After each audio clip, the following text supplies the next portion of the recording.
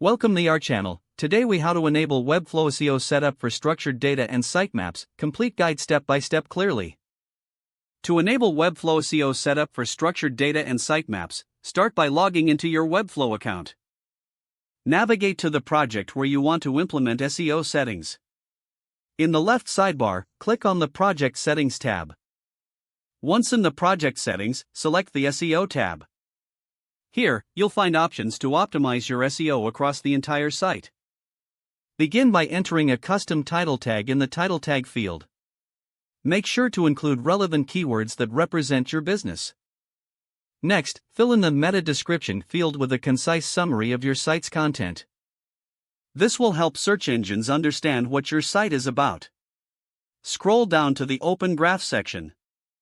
Add an image for social sharing that represents your brand well. Now, let's move on to setting up structured data. Navigate back to the main project dashboard. Click on the Pages tab to view all the pages in your project. Select the page you want to optimize for structured data.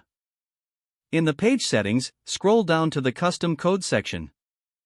Here, you can add custom schema markup for structured data. Use JSON LD format for your structured data to make it compatible with search engines. Consult the schema.org website for the appropriate schema types related to your content. After adding the structured data, save the changes.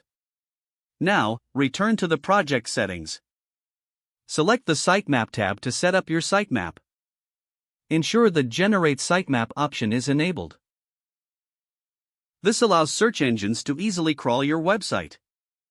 After enabling the sitemap, scroll down and find the SEO settings section.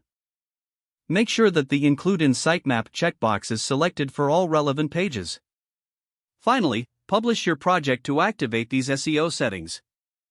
After publishing, check your site's sitemap by visiting your site URL/sitemap.x. Don't forget to like this video and subscribe to our channel for more step-by-step tech guides.